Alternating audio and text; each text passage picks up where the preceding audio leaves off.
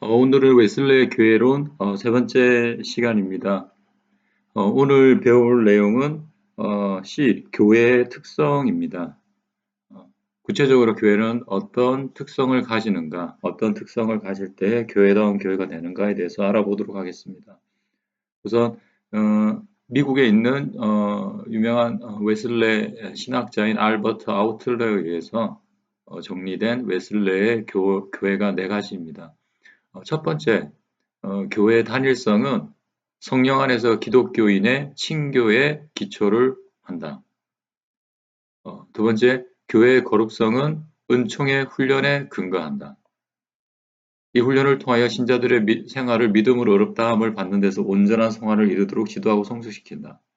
세 번째, 교회 보편성은 모든 참된 신자들의 보편적인 공동체가 구속을 우주적으로 전개해 나가는 데서 이해된다. 네 번째, 교회의 사도성은 사도적 증언에 충실했던 사람들 가운데서 사도적 교리가 계승되는 것에 의하여 측정된다. 구체적으로 설명해 보자면 교회 단일성에 대해서 교회는 어느 세대, 어느 민족에게나 사랑으로 역사하는 말씀이 부여된 그리스도의 한 몸이므로 하나라고 할 수 있습니다. 그리고 두 번째, 교회의 거룩성은 신자들의 거룩함에 달려 있습니다. 모든 성도는 정도의 차이는 있지만 그들을 부르신 자가 거룩하기 때문에 거룩하다고 할 수 있습니다. 그리고 또 은총의 훈련에 의해서 주관적인 거룩함으로까지 발전할 수 있습니다. 세 번째, 교회 보편성. 교회는 보편적입니다. 이는 하나님의 백성이 유럽, 아시아, 아프리카 그리고 아메리카의 전 지구에 흩어져 있기 때문입니다. 보편성이라는 것은 어떤 한 교회나 어떤 한 사도의 그 개성을 받은 사람들만이 교회가 아니라 전체적으로 또 우주적으로 보편적으로 흩어져 있다는 것입니다. 네 번째, 교회 사도성은 교회는 사도적입니다. 그것은 역사를 통하여 신자들의 공동체와 그리고 성실한 사역자들을 통하여 복음의 사도적 증언이 중단 없이 계속되어 왔기 때문입니다. 교회가 사도성을 가진다는 것은 12사도 그리고 예수님의 12사도 혹은 토대사도로 하죠. 바울과 같은, 바나바와 같은, 디모데와 같은 그런 토대사도들에 의해서 교회들이 세워지고 초대교회 이후에 계속적으로 교회가 이어져 왔습니다. 그러면 그것은 어떻게 이게 사도성을 가지느냐? 그들이 주장했던 교리에 의해서 사도성은 계승된다고 보는 겁니다. 이 교회의 네 가지 특성은 초대교회의 대표적인 교회론입니다. 이는 AD 381년에 콘스탄티노플에서 결정된 니케아 신조에 정의된 것입니다. 그래서 웨슬레 교회가는 철저하게 초대교회의 것, 그리고 기독교 공의회인 니케아 신조에 의해서 결정된다고 볼 수 있습니다. 구체적으로 살펴보면 첫 번째, 교회 일치성, 유니티. 교회는 한 성령, 한 희망, 한 주, 한 믿음, 한 세례, 한 하나님 안에서 하나이다. 웨슬레는 교회 일치를 위해서 노력하였습니다. 당시 메도디스트 신도 회원 중에는 즉 웨슬레를 따랐던 규칙주의자들이죠. 감리교를 토대가 된 메도디스트 신도 회원 중에는 영국 교회로부터 분리할 것을 주장하기도 하였으나 웨슬레는 분리를 반대하면서 그 스스로 영국 교회 신부로 남아 있으면서 교회 연속성과 단일성을 중시하였습니다. 웨슬레는 순수한 말씀의 선포뿐 아니라 교회 일치와 지속성이 교회 선교에 필수적인 것으로 믿었습니다. 그래서 웨슬레에 따른 많은 사람들이 있지만 그런 영국 국교회에 소속으로 남기를 원했고 또 다른 교단이나 교파를 만들기를 원하지 않았습니다. 그런 한 교회, 한 믿음, 한 성령, 하나를 교회 일치성을 위해서 노력했기 때문입니다. 근데 한국 교회는 지금 얼마나 많은 1000개가 넘는 그런 교단이 한국 안에 있다고 합니다. 그래서 어떤 공통적인 부모를 찾기보다는 다른 것들을 서로 다른 것들을 추구하는 그런 경향이 많이 있어 왔던 것도 있다는 것이 이제 보편적인 생각인데 이렇게 이제 교단이 많은 것은 어쩌면 우리 한국 교회가 장로교가 토대가 되고 장로교가 주도가 되었기 때문에 이런 분리성이 많아졌는지도 모르겠습니다. 그러니까 장로교의 뿌리를 보면 존 칼빈부터 해서 그를 따르는 많은 제자들이 자기와 다른 교리나 어떤 신조를 가지는 사람이나 교단에 대해서 이단화 작업을 굉장히 많이 했습니다. 그래서 자기가 정통이라는 것을 입증하기 위해서 다른 교단을 이단으로 많이 정죄를 했었습니다. 그러니 그 토대가 된 장로교, 우리 한국교회가 5, 6, 70년대부터 있으면서 그럼 자기하고 다른 장로교 안에서도 다른 교단에 대해서 정죄하고 분리되어 나오는 그런 역사들이 많았다는 것이죠. 그러면 하물며 다른 교단, 뭐 성결교나 감리교나 이런 순복음 쪽에 대해서는 얼마나 더 이단 정죄를 했겠습니까? 그래서 장로교는 성결교든 감리교든 그 순복음이든 다 이단이라고 했어요. 한 번씩. 그래서 한국 교회의 주 토대가 장로교이기 때문에 이런 일치성에 대해서 쉽지 않았을 것이라고 보는 견해도 많이 있습니다. 두 번째 보편성입니다. 캐톨리스트인데 교회가 하나라는 것은 세계 교회, 즉 전체 교회라고 하는 것과 같은 뜻으로 넓은 의미에서 우주적 보편적 교회입니다. 웨슬레는 이 우주적 교회는 하나님께서 불러내신 모든 사람들이다 라고 하였고, 교회는 우주적 공예로서 하늘 아래에 있는 모든 기독교인, 곧 세계 모든 지역의 교회를 뜻합니다. 웨슬레는 교회 정치 제도 중에 감독 제도가 가장 성경적이라고 확신하지만 장로교나 독립교파도 좋다고 인정합니다. 또한 세례의 형식과 세례 기도의 형식 등에 관해서 다양한 것들을 인정합니다.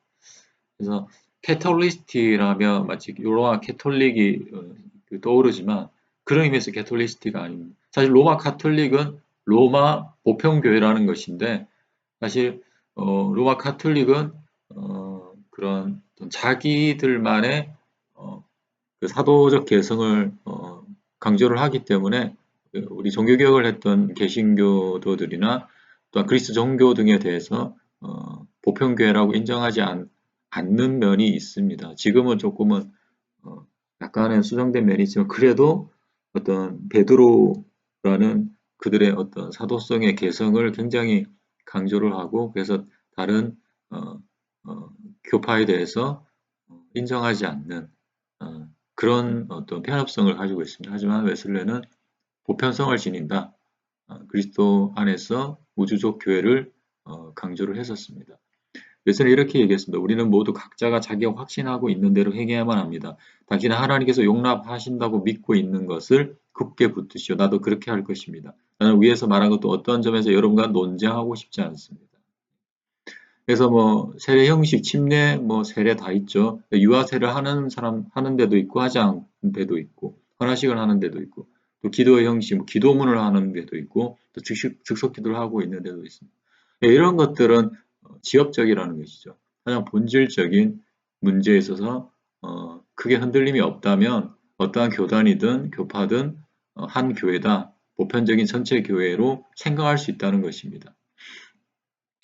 웨슬레는 교회 보편성에 관한 카톨릭의 견해가 아니라 개신교의 원리를 고수하고 있습니다. 즉 교황권을 중심으로 한 교회가 아닌 구원받은 성도들로 구성된 어떠한 가시적 교회라도 우주적 교회 한 부분이 될 수 있다고 본 것입니다.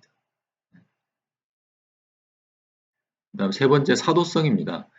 사도직 계승에 관해서 웨슬레는 인적 계승보다는 사도적 교훈의 계승에 더 중점을 두었습니다. 가톨릭 교회 강조하는 사도 베드로 이후의 교황에 의한 사도직 계승, 그 끊임없는 감독의 계승에 의하여 사도직이 계승된다는 것은 허망한 일이라고 일축했습니다. 즉 사도직의 계승과 감독의 계승은 허망한 일이다. 사도들에게 결정적으로 중요한 것은 직접 주님을 만났다는 것입니다. 그렇기 때문에 이러한 사도직 계승은 더 이상 불가능합니다. 오늘날에는 사도적 권위의 계승은 불가능하지만 사도들이 전반 복음의 권위는 계승될 수 있습니다. 그래서 사도성이라는 것은 초대 교회 당시에 예수님의 그 사도들이 있었습니다. 그 사도들에 의해서 우리 초대 교회가 생기게 되고 교회가 최초로 에클레시아가 생기게 되었던 것입니다. 예수님 그러니까 초대 교회 당시에 그런 사람들에 의한 인적인 계승보다는 같은 고백을 하고 같은 신조를 가지고 있는 그런 복음, 그런 교훈, 이런 것들이 개성될 때에는 그 교회가 사도성을 가진다고 할 수 있습니다. 그래서 인적인 개성보다는 사도적 교훈의 개성이 더 중요한 교회의 어떤 특성이라고 할 수 있습니다. 근데 또